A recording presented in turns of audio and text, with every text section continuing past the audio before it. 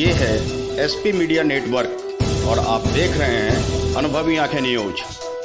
आपका चैनल, आपकी आवाज। नमस्कार, मैं रश्मि मिश्रा, समाज सेवी। समस्त देशवासियों और भागलपुर विधानसभा की सारी जनता को होली की ढेरों शुभकामनाएं देती हूं और भगवान से कामना करती हूं कि आप सबों की ज़िंदगी में रंगों भरी खुशियां ऐसे ही बनी रहे।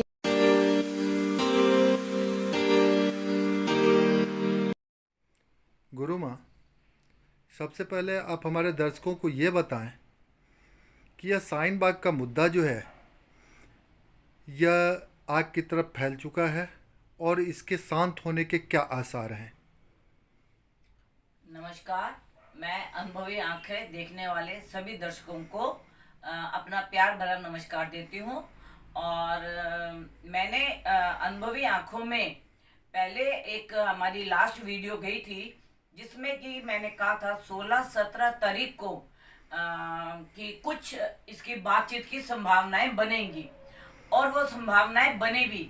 साधना जी भी आई और सरकार के नुमाइंदे और भी आए, बातचीत भी बनी और बातचीत होकर एक रास्ता भी खुला।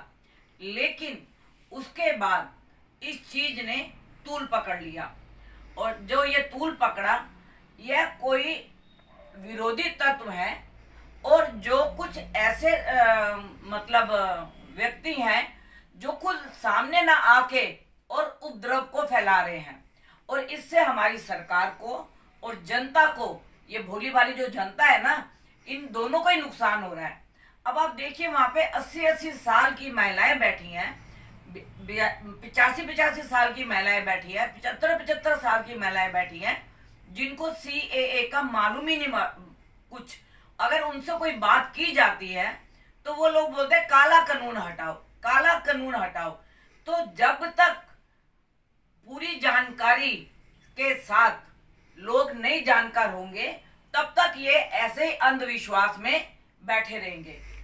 और ये जो अग्नि है, अभी 22 फरवरी के बाद मंगल जो है मकर राशि में शनि के साथ आ जाएगा और शनि के साथ आने से उपद्रव और भी बदलेंगे और भी तेजी आएगी। इसके अंदर अग्नि घटनाएं भी होंगी और इसके अंदर कोई आतंकवादी घटना भी घट सकती है कि करेगा कोई और भरेगा कोई।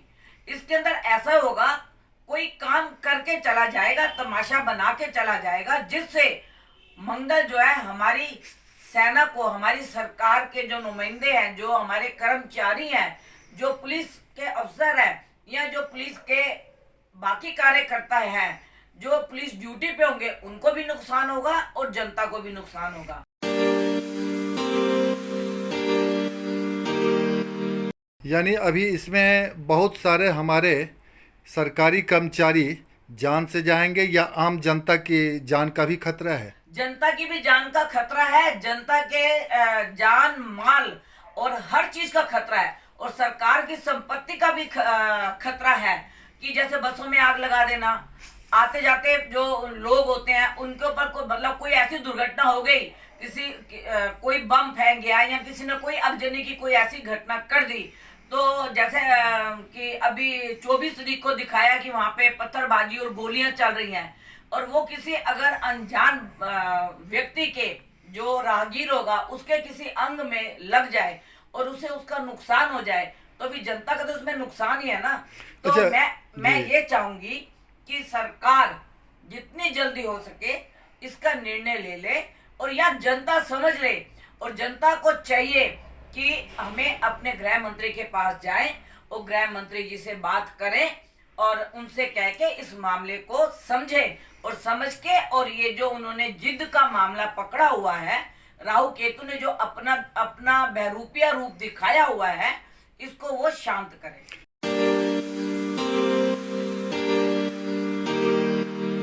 अच्छा गुरु माँ, एक चीज़ और बताएं हमारे दर्शकों को कि ये जो है, जैसा कि आप ज्योतिष शास्त्र के अनुसार कह रही हैं गणना है, तो इस गणना के अनुसार केंद्र या राज्य सरकार पर इसका क्या असर पड़ सकता है? देखिए, केंद्र सरकार और राज्य, अगर हमारी सरकार की संपत्ति नष्ट होती है तो केंद्र सरकार हो या हमारी राज्य की सरकार हो, दोनों को इससे नुकसान है। और अगर जनता को नुकसान होता है तो भी तो जनता के जो जितने भी जनता के सदस्य हैं वो हमारी सरकार के ही तो सदस्य हैं, तो उनको भी इसका नुकसान होगा। एक मैंने मतलब दिल्ली पुलिस में दीपक मिश्रा जी को देखा था, डीसीपी साहब थे और बड़े अच्छे और बड़े साफ छवि वाले व्यक्ति थे। और मैं आपके चैनल के माध्यम से मतलब अपने प्रधानमंत्री, गृह मंत्री और राष्ट्रपति तक ये संदेश पहुंचाना चाहती हूँ कि जो हमारे कई अच्छे पुलिस अफसर हैं, जैसे मैंने दीपक मिश्रा जी की कुंडली भी देखी है और उनके मतलब कार्यकाल को भी देखा है और बड़ा ही अच्छा उन्होंने अपना कार्यकाल मतलब बिताया और जनता ने भी बहुत सराहना की उसके लिए। तो मैं बोलूंगी कि अगर ऐसा व्यक्ति कोई हमारा एलजी बन जाता है और मतलब दिल्ली पुलिस के ऊपर उसका कंट्रोल आता है तो मुझे लगता है कि ये शांति बहुत जल्दी बहाल हो जाएगी। क्योंकि कुछ लोग ऐसे छुपे हुए हैं हमारे पुलिस कर्मियों में कि जिनके चेहरे अभी सामने नहीं आ रहे, पर मेरे को जो उनकी कुंडली और उनके चेहरे के आव भाव से लगता है कि वो देश में बहुत जल्दी शांति और अच्छी तरह से सरकार के साथ मतलब कार्य करेंगे और जनता को समझाने की कोशिश करेंगे, क्योंकि उनका अनुभव ही आपको मतलब ये सरकार को दिखाएगा कि उन्होंने क्या करके दिखाया है।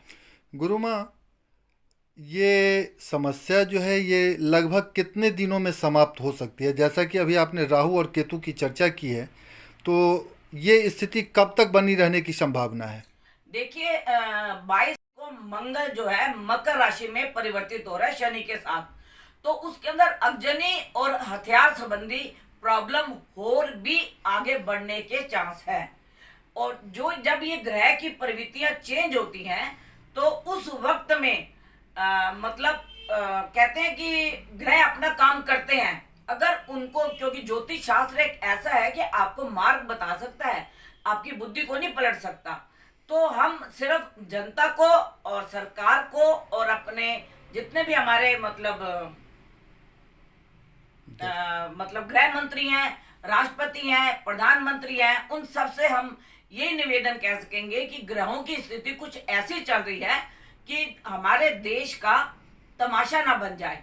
क्योंकि 24 को जो जनता ने किया और उसके अंदर हमारे एक दिल्ली पुलिस के डीसीपी को काफी चोट लगी और एक कांस्टेबल की हत्या भी हुई और कई पब्लिक के जो वर्कर थे उनको भी चोटें लगी, पेट्रोल पंपों को आग लगाई, बसों को आग लगाई, तो ये नुकसान की स्थिति हो रही है, मतलब नुकसान हो रहा है देश का। अर्थात आपके कहने का तात्पर्य है कि अगर सरकार या पुलिस कोई भी कदम उठाती है तो अभी बहुत सावधानी बरतनी चाहिए, बहुत सावधानी से उठाना चाहिए और जनता के कुछ बंदों को बुला के अपने पास, मतलब गृह मंत्री को चाहिए, हमारे मतलब प्रधानमंत्री जी को चाहिए, हमारे राष्ट्रपति जी को चाहिए कि अच्छे लोगों को बुला के अपने पास उनको समझाएं और वो जाके जनता के बीच में अच्छा समाचार दें और अपने देश का तमाशा ना करें। क्योंकि इतना बड़ा हमारा देश भारतवर्ष, जिसकी हमारे पूरे वर्ल्ड में छवि छाई हुई है, वो हमारी जनता ने मतलब कुछ लोगों ने के बहकाए में आके जो 24 तारीख को उपद्रव किया है और हमारे अमेरिका के जो राष्ट्रपति यहाँ पे आए, तो ये तो वो दिल्ली में आए नहीं, लेकिन जो इन्होंने ये किया ये बहुत गलत काम किया।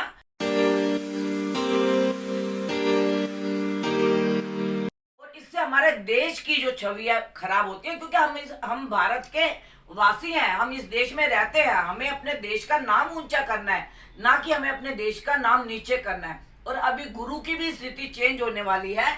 गुरु भी हमारा जो है 12 मार्च को चेंज होगा और ये जो है मकर राशि में आ जाएगा और मकर राशि में नीच का आएगा, तो इसमें और भी उपद्रव होने की संभावना मुझे बढ़ती हुई नजर आती है। और इसके अंदर कोई जो राहु का बहरूपिया व्यक्ति कोई काम कर देगा और जनता और हमारे जो पुलिस के कार्यकर्ता है उसको भोगते हुए और निपटते हुए रह जाएंगे। अर्थात ये स्थिति अभी 2-3 महीने तक बने रहने की संभावना है। ये स्थिति जो है 22-23 सितंबर तक बनी रहने की संभावना है।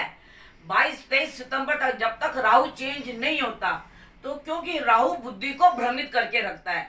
तो मैं मतलब अपनी सरकार से भी राज्य सरकार से भी, केंद्र सरकार से भी यही निवेदन करूंगी कि इसको मतलब जितना भी आराम से मामले को सुलझा दिया जाए तो अच्छा है।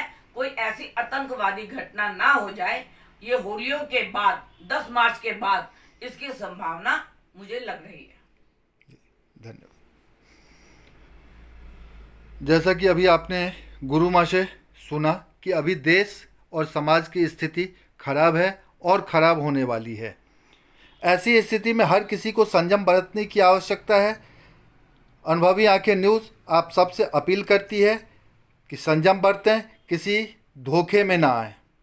इसी तरह के अन्य खबरों के लिए आप हमारे साथ बने रहिए, देखते रहिए अनुभवी आंखें न्यूज़, आपका चैनल, आपकी आवाज़।